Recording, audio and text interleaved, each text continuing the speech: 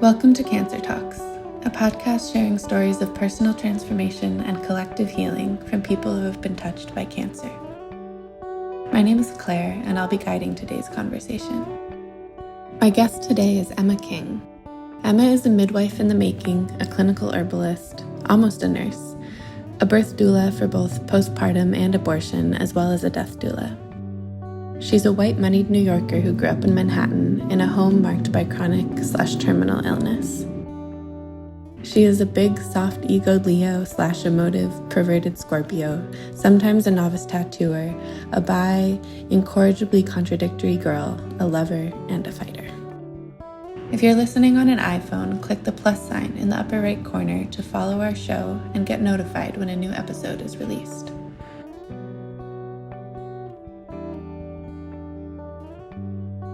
Can we start with a little bit about how you ended up doing death doula work? I've done 2 trainings to be a death doula, end-of-life palliative care doula. I did one at Mount Sinai, so in a hospital setting, led by a chaplain, so a non-denominational spiritual guide is what her role is, although that didn't really factor into the teaching. The teaching was more about kind of the practicalities of what end-of-life often looks like.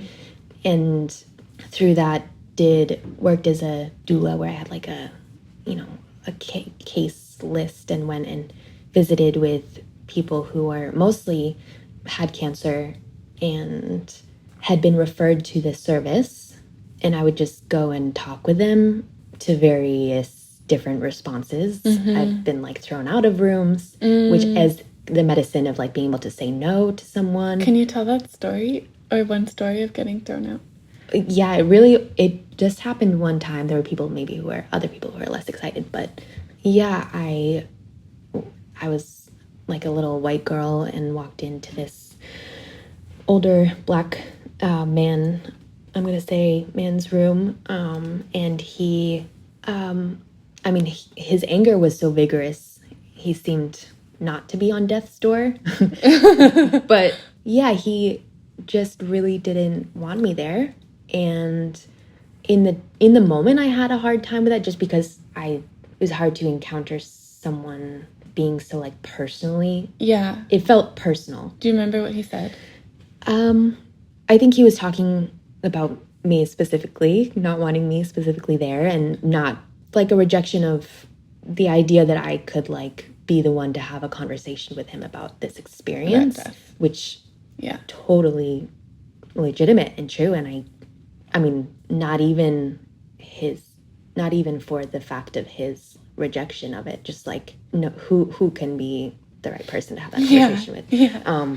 But yeah, I think in retrospect, in the hospital, patients don't have the opportunity to disallow people from coming into their space. Right. And so in trying to rationalize that experience for myself, I felt like that was what I kind of provided, was this experience of being able to say no. Yeah, that's cool. And then meeting with other people who really, the hospital is a very isolating experience, and to be experiencing dying in the hospital is profoundly isolating. Yeah. But also, so I think there are people who are very game to talk with whoever walked in, and I really had no agenda or nothing to offer besides conversation. So there was that, and really just being able to be up close with people in that time. And in those conversations, did you have any medical responsibilities or? No. Interesting. Yeah. It was just, and did you have questions that you were supposed to ask, or things you were supposed to broach? Not even. Maybe, if so, I was off script. Yeah. But the point was just to have exposure to people in this and moment. To do some maybe collection of, sometimes I was interacting with patient family members to see if there was anything that they needed. I was collecting information that my boss person would take to rounds with the doctors, so that, because sometimes even though they're seeing the doctors perhaps multiple times a day, there's information that's not, there's needs that are not being conveyed. So there was that experience. And then I also did a training with a she calls herself a death midwife, and her name's Narinder Bazin. She does like online, you know her a little bit. Yeah.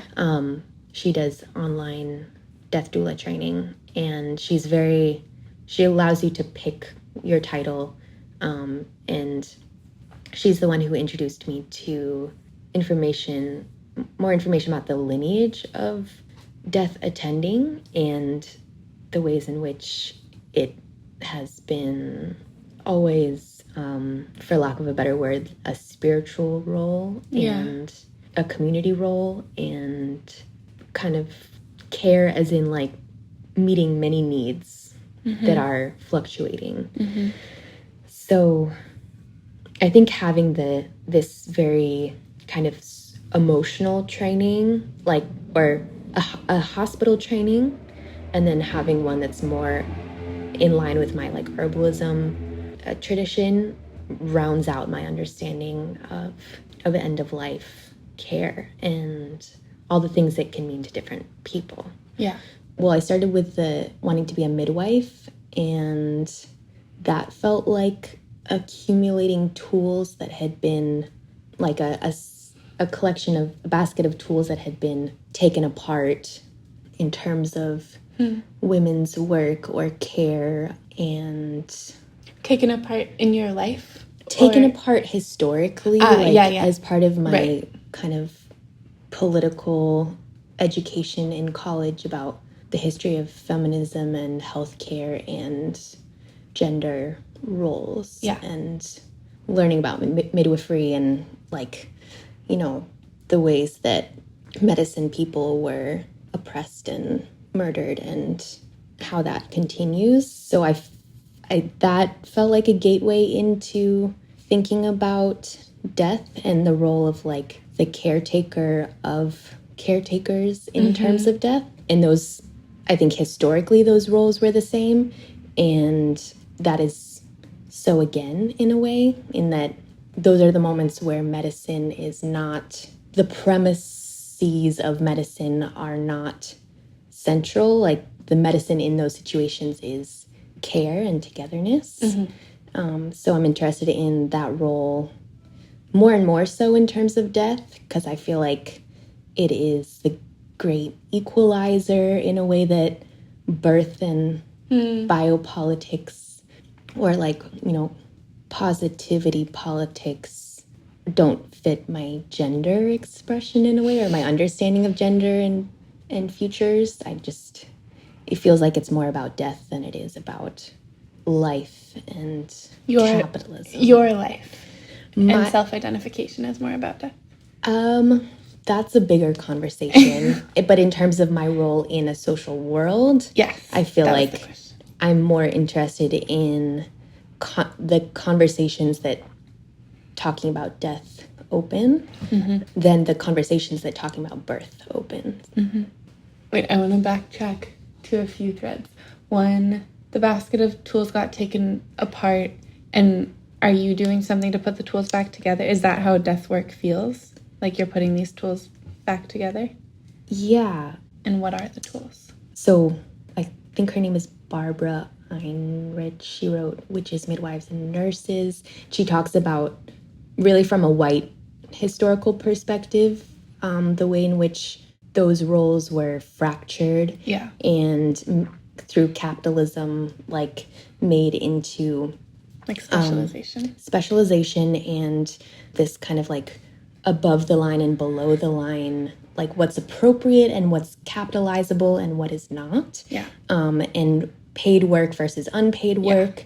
And my personal interest in herbalism was kind of a way of thinking about all of those things. So I think collecting herbalism, now I'm in nursing school, so like Western medical approaches, and I'm really interested in like kink and queerness and embodiment. So like all of those things, I feel like they've all been permuted, and they all have within them like this true answer to what care is. So I'm kind of, what I'm hunting for in all of them is an authentic answer to what is the care that is needed in this moment.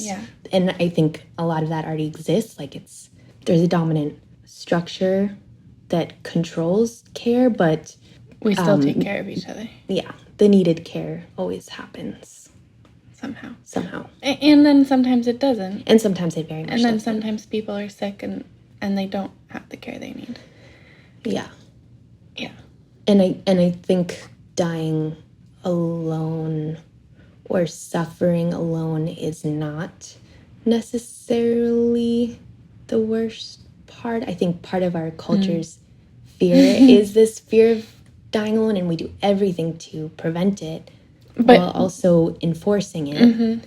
But I think ultimately our personal relationship with our own bodies transcends all of these structures, and that can't be taken from us in a sense. Your personal relationship with your own body, whether it's in a state of quote unquote disease or health. Mm-hmm.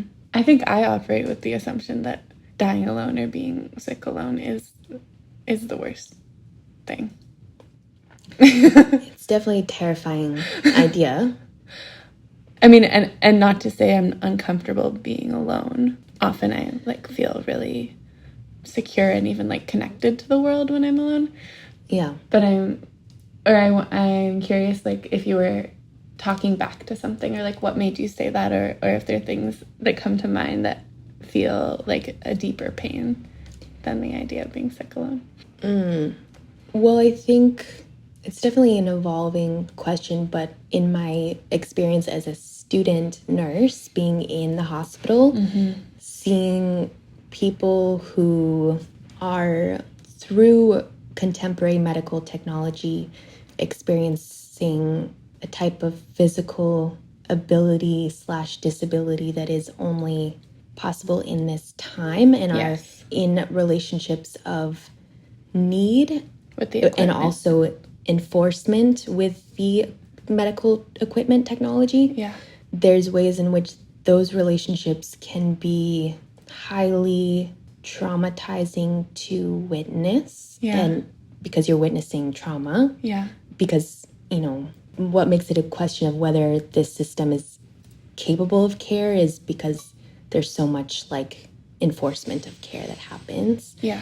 And the question of consensuality gets strained because it's happening over such a period of time. With any form of consent, you can't just consent in the beginning, to everything that will things evolve. Yeah. So how does that relate back to your question? Well, could we go to an anecdote? Can you describe, anonymously obviously, but describe a specific person and their relationship to medical equipment that you witnessed recently? Yeah. I'm trying to think of it in relationship to cancer specifically. The person I'm thinking of was not... I think the example was of someone who maybe has experienced a stroke, and that has affected their physical scope of movement and also their ability to breathe without assistance, and also their cognition, their ability to communicate. Also, this is someone who English is not their primary language, so in, English enforcing context, when they've experienced, are now in a place of cognitive neurodivergence and physical disability, they're reliant on the normative context that they're in, so that doesn't necessarily fit. Their ability is defined by the normative scope that they're in, right? And they're kind of like when my Spanish speaking peer went to go care for them, it became clear that their cognitive capacity was much larger. Different than much larger than what was previously understood. And I think my initial reaction to seeing that patient was this feeling that a lot of my nursing peers speak about, just is this a livable life, and is this person able to consent? And then seeing that patient over time, and seeing also my peer who was able to have this really emotionally intimate relationship of care with them, made me think, it is possible. The system in and of itself does a lot that innately dislodges classical understandings of care. But it's also, care is something that kind of lives, like, grows between the cracks. Yeah. Like, that is, the nature of care is that it happens between structures. Yeah. And maybe it's always been that way. Yeah. Structures that kind of need to happen. Yeah. It's like beyond what needs to happen is what care is. Yeah. Yeah. Yeah. Yeah. Care is both such a basic human need, but often the way that that we operate when someone is sick need, like when the physical needs are so great, we start operating as if like getting the physical medical needs met is care. And then yeah. And the language of, is this a livable life, like, is not really, like, that's a non-ethical question. Is that like how people, that phrase is one that people ask? I think it was language that I started thinking about. But like quality of life, I guess, is quality of life. They love using that term. And I'm interested in that term specifically because I'm doing a project now about the relationship, like quality of life of caregivers, of people who are, right. And they use this term of like dyad, like the dyad of the caregiver, and usually it's somebody who has like cognitive difference, like person with dementia or delirium, in the way in which they're using like the caregivers to give scores of quality of life for the person with dementia, which is kind of like a crazy thing to do, because it also has to do with what you're measuring there is also the caregiver's experience. Perception. And a feeling, there's so much feelings of like guilt and it really is a false, in a way that like qualitative researcher part of me is like, that's a beautiful measurement. Yeah. Like, does the caregiver who intimately knows this person and has seen their change think that this person would say this is a livable life? Yeah. Wow. But also it could be permuted by like, you know, being a caregiver under capitalism, from what I've seen within my own family structure, is financially impossible, even if you are like extremely privileged. Right. And, you know, then superimposed on like personal dynamics of gender and class. Yeah. Like, you know, and social role is like complicated more. Right. So if like, is this a livable life is the question, and the caregiver is answering. It's like no. If the caregiver's burnt out, if the caregiver like needs to not be in that position, subconsciously or consciously, that's affecting what they might say. And their ability to provide a livable life, because ultimately a caregiver is in that role, especially if the care recipient is like their like physical ability or emotional or mental ability to care for themselves is altered. Like the caregiver is the one who's like mediating that quality of life, which can be wielded punitively or with care. Yeah. The dyad is like, that word is really interesting, and it sounds like there's like this merging of consciousness. Yep. Where you're asking, like the line between the caregiver and the person they're taking care of is very blurry. Yeah. And I think that it's not, I think this hierarchical relationship that's implied by caregiver and care recipient is dangerous. And I think a dyad relationship can be, it's like fleeting, like it can happen at any time. It's just a matter of like really centering the person who is in the position. I feel like the word need needs to be rethought. Like to be a care recipient is something that you give as well. Somehow, like you're, like giving trust in your caretaker. Trust, and I think it's a gift to be in a relationship of like need intimacy with another human that's kind of made illegible by this world. Yeah. So I know you pretty well, and I have this like felt understanding that you nodded to earlier about like your relationship to the world of death and just how that is your work, I think, in this life. And that felt like more of a home than the world of birth work. Mm-hmm. But yeah, can you tell us a little bit more about what your path was like? And I'm curious about like a moment where you were in the birth work and felt like, oh, this isn't quite me. And then after that, a moment where you started delving deeper into death work and finding your place there. Yeah. Well, initially I was really interested in philosophy. I wanted to major in philosophy, but I felt like it wasn't applied. Yeah. And insular and too insular.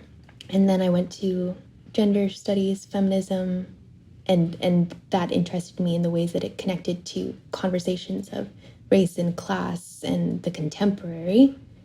And I think I was drawn to midwives because the midwives that I was seeing were like white women that were embodying this performance of autonomy and insisting on an alternative narrative almost of history, like that this was this way of caring, this way of living one's life, and insisting on like the importance of connection and like traditions of human knowledge was important, and still a contemporary position. So I really enjoyed learning about that world, and it gave me the history, of course, of like colonialism and gender oppression was when I wrote my thesis about contemporary midwifery in the Southwest. Like all those narratives came up, and I realized, like you can see the contemporary dynamics of power and the dynamics of power that created the contemporary are evident in every story. Are we talking, can we name some of that? Like, are we talking witch trials? Are we talking? I'm talking about, I was learning about midwifery in New Mexico and the way in which the curandera, parteras, the like native Mesoamerican Latinx birth workers, herbalist people were like excluded, or white midwives were given a test to allow the state to legitimize or penalize them, and the test was in English. Yeah. And what era is this test? This was maybe in the 60s. Okay. It was like pretty recent. And so I think my understanding of birth work has always been oriented towards the political. Yeah. And I was introduced to this language of like biopolitics, Foucault, biopolitics, and necropolitics. Mbembe, I think is it. I don't. Can you give your own words definition of biopolitics and necropolitics? This I was trying to do recently. Well, biopolitics I understand as Foucault's framework of understanding the way in which the politics of human reproduction is wielded by, it's almost like a communist Marxian understanding of society in relation to reproduction. Reproducing the workforce. Reproducing the workforce, but also in relation to power at large. So it also has to do with like the way the state enforces the right to life. Yes. Which then you're talking about race and class. And then necropolitics is a much decolonial framework commentary on biopolitics. I'm not an expert on this, but those frameworks, I think, both are talking about power, so both are critical. And I think that birth work is inherently critical as a feminist praxis, as a queer praxis, talking about generative health, abortion rights, trans reality, and embodiment. Yeah. So it is inherently political, and that's what brought me to it. It also is a practice in a way that is very apolitical, especially as a white person in that world.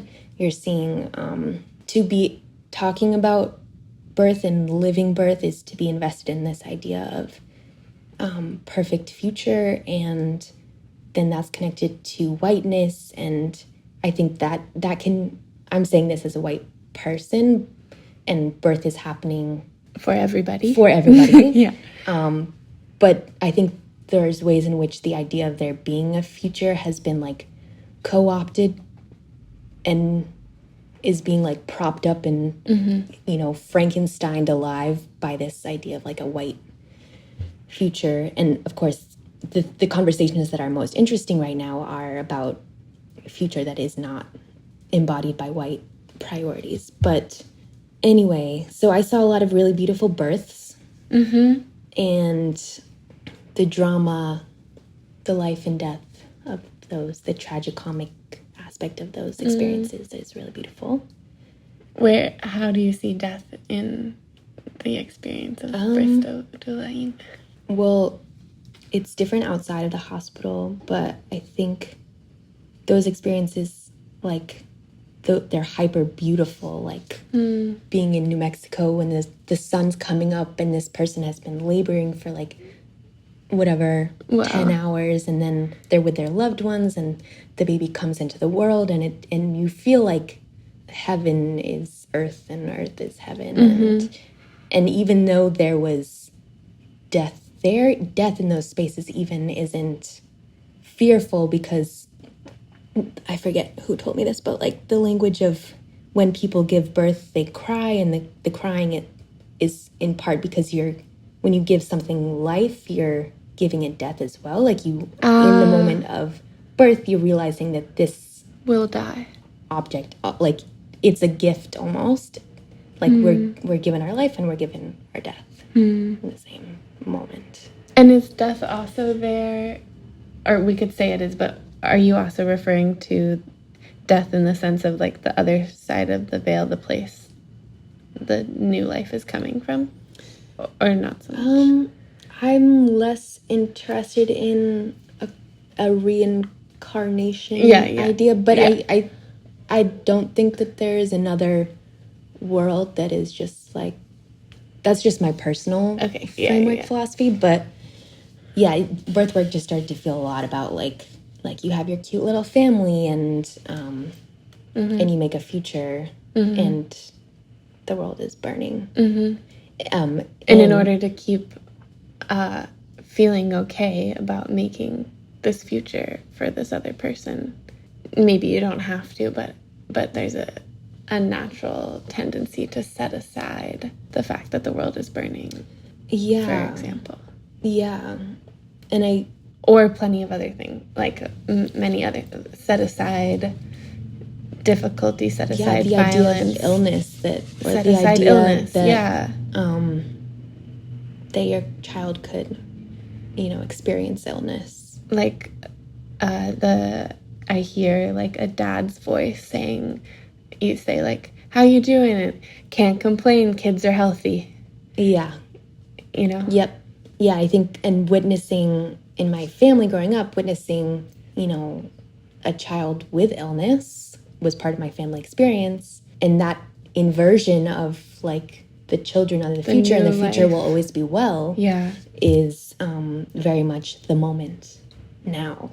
But I think bringing it back to cancer, like the experiences that I've had, like witnessing people experiencing cancer, like any experience with illness, witnessing illness reminds you of, I don't want to say anything trite here, but I think kind of there's meaninglessness, and that there is no like order, that death is for everyone.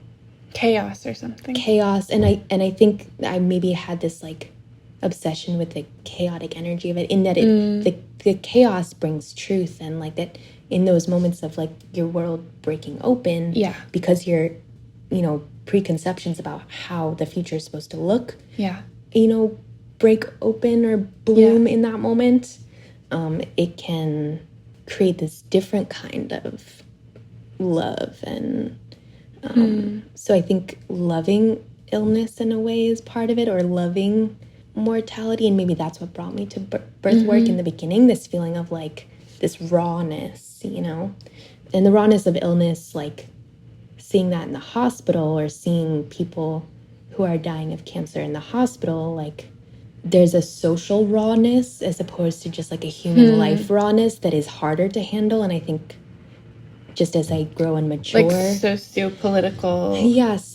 it's like less different inherently kinds of beautiful. People. Yeah, it's just genuinely like ugly, like battleground. Yeah. So death isn't always beautiful. It's true. Yeah. Or mortality, life is not always beautiful. How do you feel about talking a little bit more about your experience in family of illness? And I feel like there was a thread about the way that you found yourself loving illness. Mm-hmm. And I wonder about that in relation to your sister. Yeah. I think it's something that I'm still making sense of. The language that I came to recently is about glass children, which is a term specifically for like children who were raised, older siblings of children with, chronic health issues, and the way in which I think any way of talking about it kind of, I think it de-emphasizes the experience of the patient subject who is the person who experienced like the most trauma, by focusing on other. Yeah. But it did make me interested in this kind of the ripple effect of. Wait, sorry. Can you define what glass children means? Glass children is just a probably hokey psychology term for the older siblings of children who have chronic health issues and are therefore assumed to be well, and therefore receive a different kind of care. But I mean, I think it's a helpful framework because it makes me feel like it's something that other people experience as well. But so meaning like they get less attention, or they expect to like have their shit together. I think that this idea of the contrast of like the well versus the unwell is what's helpful for me about it. And I think because of that, it can be applied to like any child who has experienced trauma. And part of this phenomenon is that the parents who are also experiencing the trauma, whatever the trauma is, are not well either. And therefore are not able to do this care that is maybe needed. So I think just it speaks to the way in which the world, life traumatizes us, and we have to parent ourselves.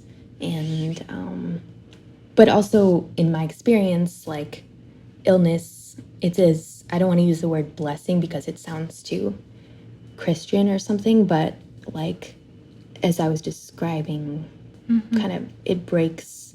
We had a nuclear family, and it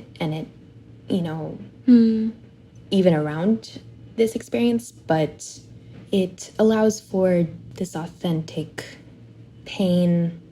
The pain of it was also the teaching of it, and that's useful too. Mm-hmm. And then this part about and you love that about it, or what does it feel like to try and love that part of illness? I think falling in love with your own trauma is a way of healing it. That made me laugh. It is. It because it's so like comically, farcically human to be like, I'm gonna try to heal myself and heal the world or something, but like, good luck. Good luck, or just an obsession with, or trying to view pain as a teacher. But I think the more one does that, the more one realizes that that's also kind of a lost project. And I think de-emphasizing healing, de-emphasizing like solution, just to be like, this happened to one person, other people, including myself, were affected by it. I will also experience, trauma, physical illness, trauma in the future, or have in various ways. It affects other people. Then it feels really like one is in a sea of trauma and embodied trauma, and that it's like this ripple effect. But I think, again, de-emphasizing like this need for positivity against toxic positivity takes away maybe some of the power of making pain negative. Yeah. Falling in love with trauma. I think I laughed because these things are so delicate. Like, there's one way to hear that. Like, my first association was about getting attached to your trauma.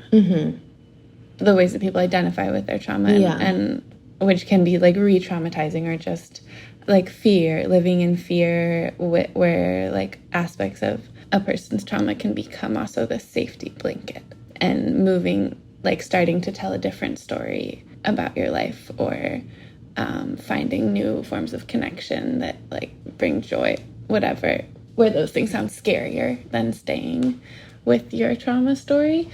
But I don't think that's what you were saying, and I'm interested in hearing in this idea of falling in love with your trauma. Well, I think what you said is really beautiful, where pain, illness, trauma, suffering, as soon as we're not trying to avoid those things wholesale, they can become a little gentler, maybe? Yeah. I mean, if we're talking about, here again, we're talking about like a dyad experience. Like, are you the person experiencing the trauma, or are you the witness? Yeah. Or are you the person who witnessed the trauma, witnessing your own trauma of the experience? Like, I think all those levels of removal as a mental project around, like, kind of playing with your trauma is part of it. Like, to use like kink language, like I think just like the way that I think about jealousy in polyamory is like that like you have to play with it in order to try getting into it. Yeah, and realize, like, this is a trope for me, but like you have to, negative feelings of jealousy, like the pain is sometimes actually the desire to engage with it.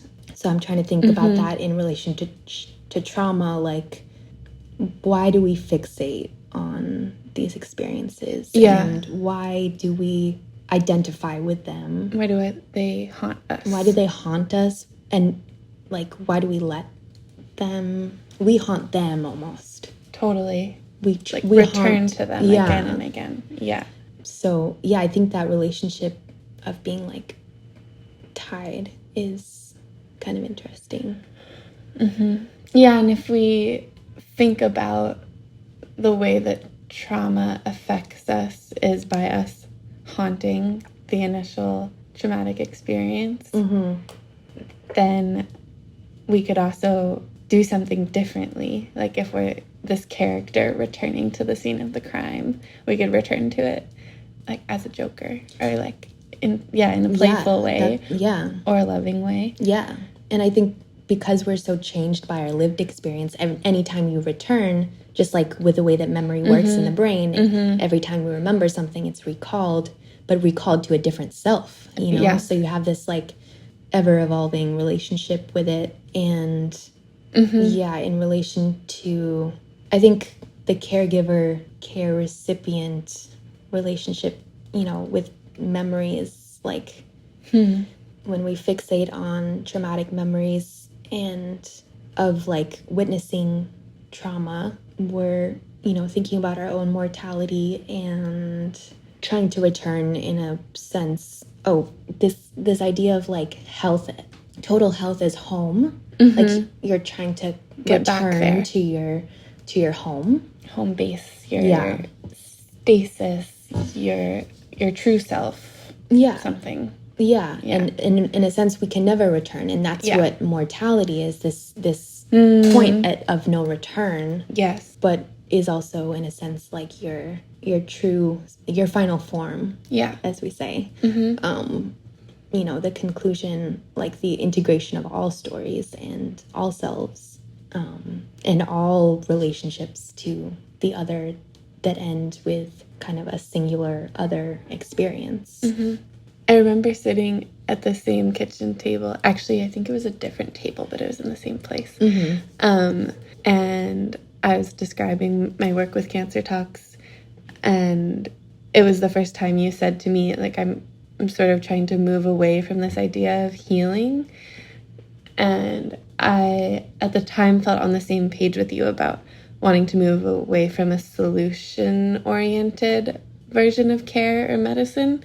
But for me, healing felt like it could contain death, I guess. I'm hearing, like, I feel like I hear how you understand healing better now. And one way of understanding that word can be about, like, returning to this perfect place that is away from death. But I don't know. I'm curious. I don't know if I really want to go into, like, a whole semantic thing about the word healing. But I will say that I love this idea of moving through illness or trauma in a way that's not just like aware of death in the sense that you're allowing the truth that you will eventually die, but in this, the theme of, like, journeying back somewhere keeps coming up. And this idea of living with your illness, maybe returning to a certain moment, for example, a cancer diagnosis, like going back there in your memory and relating to it as a pivotal moment in your life story that was very important. But what does it look like to maybe, like, reach a place where you're NED, where we could say, like, you've become cancer free, and celebrate that, but not in a way that is, I'm returned to who I was before cancer, in a way that is, what is it, I guess? Or, like, what is it? The way that you're talking about it makes me think of the language of, like, healing is just integration. Like, in each moment. Yes. And integration I like because it isn't necessarily positive or negative. Like, it's just a sum of its parts. Bringing the pieces together. Beyond of just, like, this is what is here. Yeah. So, collecting the tools and also being maybe, like, healing as being present in connection in the moment. Healing as the present. And the present isn't good or bad. It has life and mortality in it. Can you pour me some tea? Yes. Thank you. What are we drinking? It's raspberry leaf. Oh, nice.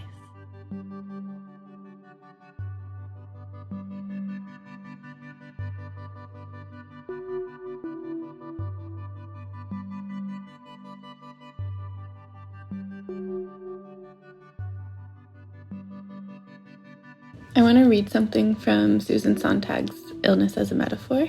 In the very opening paragraph, she writes, "Illness is the night side of life, a more onerous citizenship. Everyone who is born holds dual citizenship in the kingdom of the well and in the kingdom of the sick. Although we all prefer to use only the good passport, sooner or later each of us is obliged, at least for a spell, to identify ourselves as citizens of that other place." A little while ago in our conversation, when we were talking about health, and I guess we were talking about health and sickness, and something about this way that, like, the sickness stays with you, or like sickness as a place we can visit, I guess. Sickness as, or health as home, we talked about too. Health as this place that you're constantly traveling from. But sickness as a place you can visit. But when we spoke about health as home, we were also kind of speaking about the farcity of that, right? Home is such a complicated concept. Home is a complicated thing, and so is health. But I mean, in that home is altered by trauma, and every time you return, it's a different home. You're a different self. Right.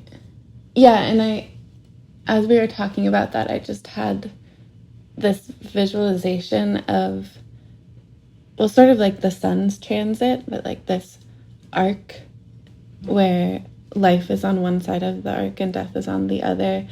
And rather than traveling this transit from the moment you're born to the moment you die, and in the beginning there's only life and in the end there's only death, I just saw this vision of kind of transiting back and forth across that arc throughout our whole lives, where we come closer to death and then we move back, and like in different moments kind of being at different points on this arc. And that option to visit illness or visit death, which of course we often don't choose the moments when we're visiting, but or be visited by. Or be visited by. But I'm interested in the possibility that like sometimes we choose to visit death or choose to visit illness. I think in other times we don't, but but the haunting, the idea of haunting. Yeah, that makes me think that you could be haunted by health as much as you are haunted by illness, in that they're passing. There are things that almost, what's the word? Like come within you, or like the good ghost language here. Like it fills your being, and you are, it's a cloud maybe that you step into, because it's so much about perception, self-perception, and community perception. Yeah. But also I think in the Sontag quote, the use of this binary language about there being a world of the sick and a world of the well, and you have a passport, and you go between, or everyone has a passport to both sides. I think I like it in terms of the artistic presentations I've seen in like recent media, like Parasite, where there's this talking about class, like this idea of the above ground and the below ground, and that's been a trope for a long time. But anyway, this binary understanding, and often in those narratives, the binary, by the end of it, it's clear that the binary is fracturing and false, and was never real, but also is very much so real at the same time. Totally. And that we suffer in the binary, but also there's like a way in which it's the idea that the good is kept on one side and the bad is the purview of the other, is because of that's an illusion as well. There's human emotion on both sides. But I think in terms of your conversation about that linear narrative of going from birth to death, and the ways that we're problematizing it and rethinking it right now, feels right and relevant to me, and I think is spoken to in the Sontag piece, because she's really talking about kind of the flexibility of the way the binary of health versus unhealth are enforced, but also kind of flexible and always moving. So I think that it is very much a place that you can visit and return from many times in your life, and everyone, we know that innately. Which is, like the idea of citizenship, right? That means you have a right to be there, and you can travel there whenever you want. Yeah, that's a complicated term of the moment. Of course, but what that means in this specific time. But if everyone, in this world of this paragraph, everyone has dual citizenship, which makes citizenship a little less complicated, because she's saying actually everyone has citizenship in the world of the sick and the world of the well. Yeah, I think, but the kind of commentary I would give on that, which I don't think is necessarily contradictory to what she's saying. Yeah. But just specifically thinking about this time, the way in which all binaries are kind of imploding into each other and showing to have never been real in many senses, or to be enforced by this like Western way of thought that then created this like eco-death reality, and is enforcing it as a tool to its own ends. Like the binary is not real, and I think that there was ways that we can maybe utilize that, read the idea of our earlier conversation of like finding pleasure in the pain. Like we can utilize this implosion or explosion of binaries in this rethinking of life and death trajectory or interconnectedness, to find the pleasure, the pain in birth and the pleasure in death. Beautiful. Yeah. And I mean, in Sontag's defense, I think what she's describing is maybe more of a duality than a binary, and duality in the sense that like they're not separate. It's about the two kind of opposing forces being interconnected. Rather than separate and opposite. But so I think she does leave room for, in that it's maybe a conversation about biopolitics and like power.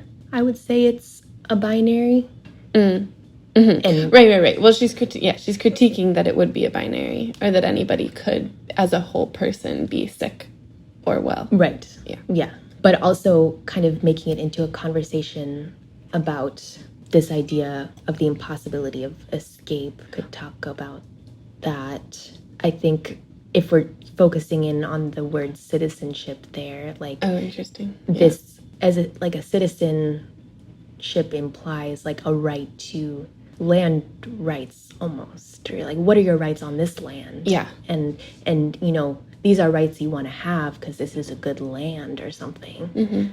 But citizenship also means nation state, and like essentially citizens were like having right to this form of pollution, like this nation's form of pollution, or this global reality form of ecocide and genocide. And so I think this idea that there are other places has kind of like phased out, and then that speaks to kind of questions our contemporary understandings of death maybe as this other place. Like there is no other place. Which wait, why is there no other place?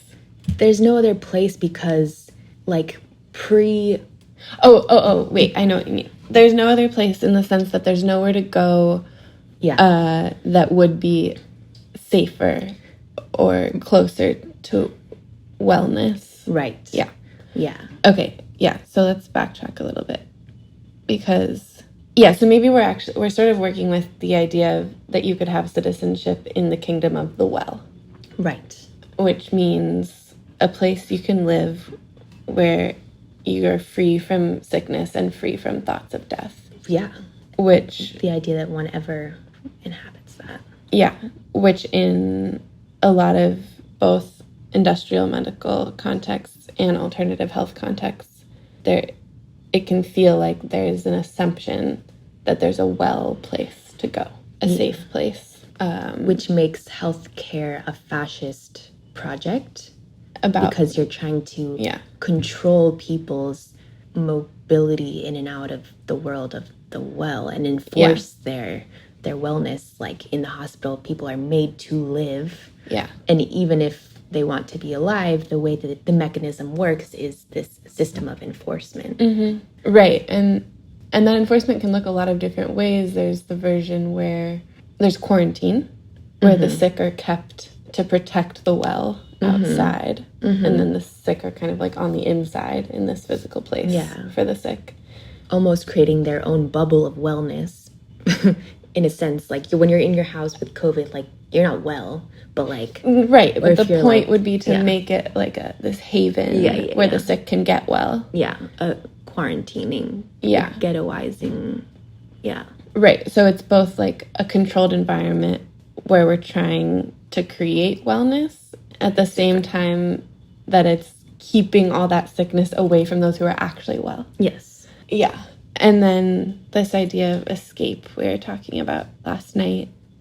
I think it's most relevant, or it's most interesting to me in the context of alternative health, where we can all accept that the world is a toxic place, agree with on some level. We're surrounded by things that can make us sick. But we were having a conversation troubling this idea that you could somehow escape the toxicity of this world, and that the fantasy that it's still possible if you do everything right, that we could actually create spaces where people who are sensitive, chronically ill, whatever it is, that there is actually a thing we could make that would be on a physical piece of land and on this earth, in this world, although maybe some people want to do it on Mars too. But health vacation on Mars. Yeah. The health retreat. Yeah, we're talking about the health retreat. And we want to talk about the idea of inherently classed project. Yeah. But also maybe not. Some have scholarships, which is still a classed concept. But, I mean, I think in the apocalypse, it's going to be all health retreats. It's going to be like everybody's got their own retreat. But yeah, I think that's a beautiful feature, and I think it's a feature that a lot of people want, is also, especially like people like, what are we, millennials? I think still hold on to this, or do hold on to an idea of creating retreat and escape. And I don't think it is inherently, I think what you could be retreating and escaping from is urbanity and white fascist social politics, and the police like your retreat can be whatever you want it to be. Yeah.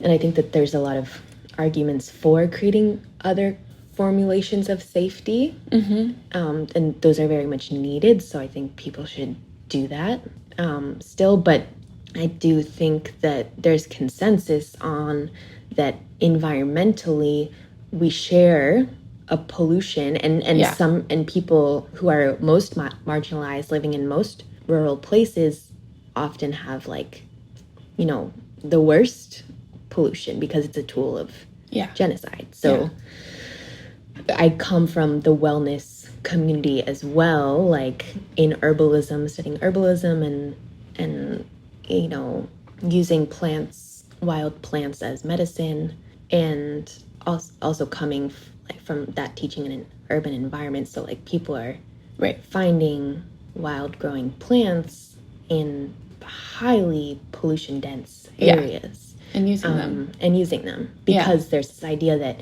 nature in itself is healing and can transcend toxicity. How do you feel about that?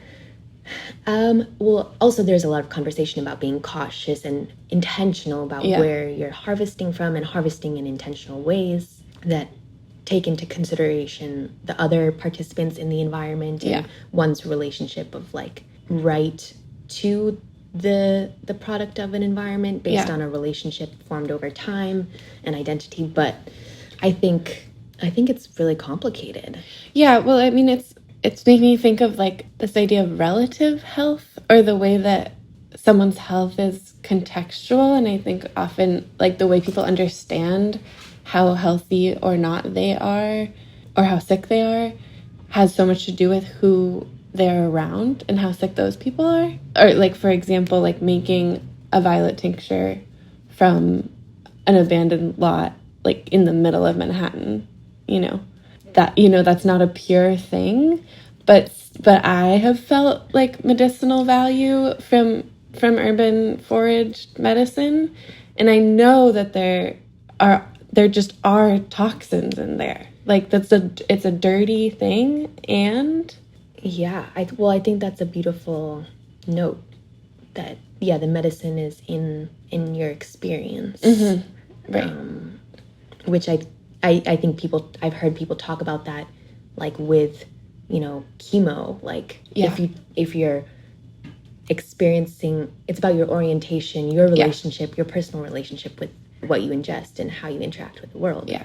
So it's really hard to not be afraid of things that you perceive as toxicity, Right. even if you also understand them to be a chance, or a passageway to wellness, or certain wellness as like a comparative measurement, like to be more well than you are in that moment. Yeah.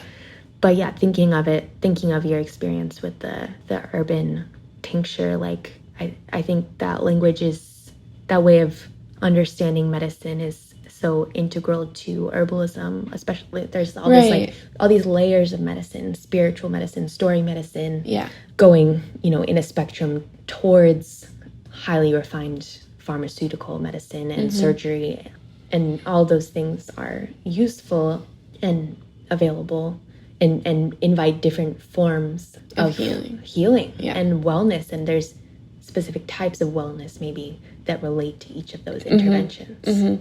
Yeah, in the way that medicine and like medical advice often operates by saying like, you have this sickness, you need this thing to make you better. For me, that really breaks down, especially in alternative health conversations, because of people's different access to these resources, or like different, like, for example, two people, I mean, let's just be topical in the moment. Two people have COVID, and one person, and like they're both having the respiratory aspect of that, and one person lives next to a coal plant and the other person lives in the desert in New Mexico, and the naturopath could recommend to both of these people, make sure you're breathing clean air, drink lots of water. The person who lives by the coal plant, their water just is polluted. Like the person in New Mexico has perfect water and it's going through a Berkey. And like just the way that you can kind of like prescribe the same thing for two people, but that either is just literally not accessible, or like in the tincture example, you could like, they could both take like violet tincture or whatever, but those tinctures are so different. And even in their material difference, I mean, like violet's not really for COVID, but like if you're... It could be. But it could be, who knows? What Depends is how COVID? you think about it. So both the way that like materially access is a huge issue. And then at the same time, the way that if two people believe in the power of the same medicine, and those two medicines are actually different. One was grown in this place uniquely far away from pollutants, although everything is a little bit polluted. And the other, that's the same plant, was grown at a Superfund site. Yeah. That two people could take both of those really different medicines and actually experience the healing of them. You know what I mean? Yeah. And just like this slippery slope relativism where there's both this escapist desire to make the perfect container, and at the same time, people with a really imperfect container healing. Yeah. You know? The first part of what you described sounds like this conversation about equity versus equality. Right, yeah. And the medicine needing to consider not only the disease, but the entire context, and our need for medicine that goes, like pharmaceutical medicine might treat a disease, but any disease, including cancer, involves many more levels of pain, and we need medicine. We need social medicine. We need something more complicated to fit a more complicated problem. Yeah.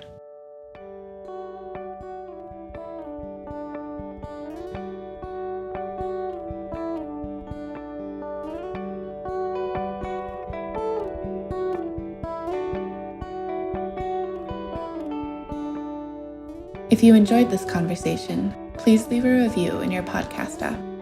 Cancer Talks is a platform for anyone who has been touched by cancer. Write to us at info@cancertalks.com if you have a story to share. If you're moved to donate, please visit cancertalks.com/donate.